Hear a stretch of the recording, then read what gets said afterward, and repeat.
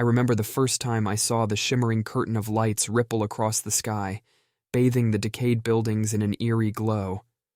The year was 2051, and the once thriving metropolis I scavenged in had long been surrendered to silence, save for the distant howls of the wind through shattered glass windows. Max, my German shepherd, and I, were survivors in a city forsaken by humanity, scavengers haunting the remains of civilization. Max had always been more than just a dog to me. He was family, always watching my back. His eyes mirrored the warmth that a cold, deserted world could not offer. But lately, I could feel a foreign coldness in his gaze, a twinge of something alien, unsettling. I tried to shrug off the feeling, chalking it up to the loneliness of our existence. It was an ordinary forage night when everything changed. Amid the husk of a grocery store, with my sack full of cans and dried goods, a soft growl from Max made my blood run cold. I looked up to see him, back arched, eyes locked on a dark corner of the aisles. "Max, heel," I commanded, but he refused to obey, something unheard of until this moment. I approached cautiously and peered into the darkness. Nothing stirred, but Max's growling intensified, a sound I hadn't heard from him before, almost like a strange dialect. Before I could react, a wisp of translucent green vapor escaped from the shadows and darted toward us. It spiraled around Max, who began thrashing wildly, as if battling an invisible adversary. And then, just as suddenly, he stopped, panting, his gaze now shifting, reflecting a spectrum of colors that no canine eye should hold. From that night forward, Max was not the same. Each day, he grew more distant, his behavior erratic. He shunned food, water, even the touch of my hand. Those eyes, once a comforting brown, now flashed with incandescent hues that danced like the auroras we witnessed. One evening, as the twilight painted the rubble around us in shades of despair, Max led me to the center of the city. Ahead, the remnants of the community I cautiously interacted with for trades gathered, their faces a tapestry of fear. "What is it, Max?" I whispered. He didn't respond, didn't even acknowledge me, but he strode forth, and I followed.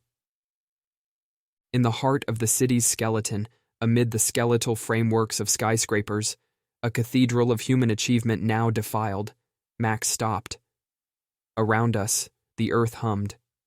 A chilling realization crept upon me, a silent whisper from the world itself, a prelude to enigma. Without warning, the ground shook, and Max howled a howl not of this earth, reverberating through the metal bones of our surroundings.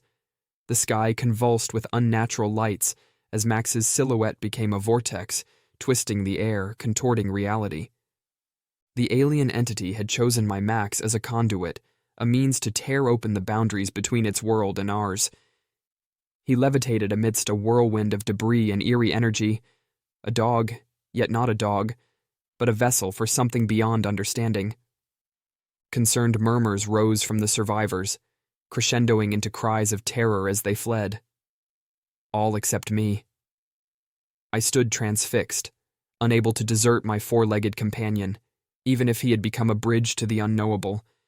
Max's eyes found mine amid the chaos, and in them I saw a battle raging, a fight for control. He yelped, a cry of pain that snapped me from my stupor. "Max!" I screamed, rushing forward without thought, driven by the bond that tied us.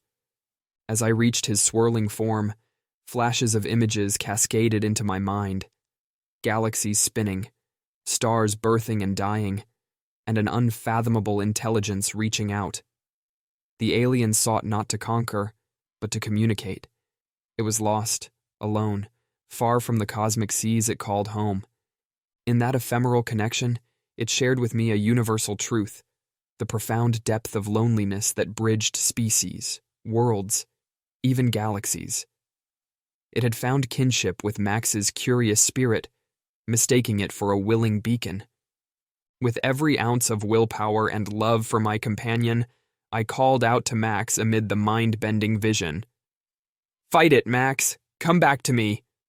And then, Just as the piercing symphony of alien thoughts threatened to overpower my own will, the vortex shrank, the ground settled, the world exhaled.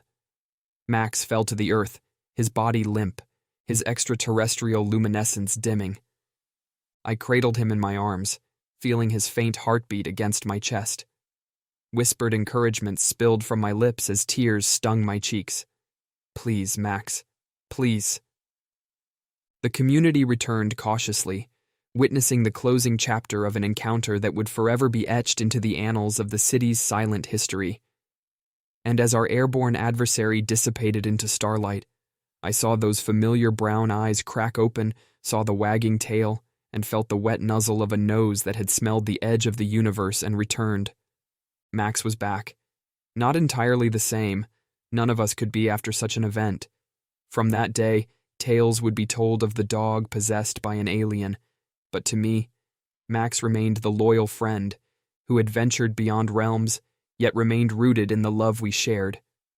His presence beside me, warm and alive, was a reminder that some bonds transcend the realms of understanding, reaching into the depths of our souls, or perhaps even beyond the stars.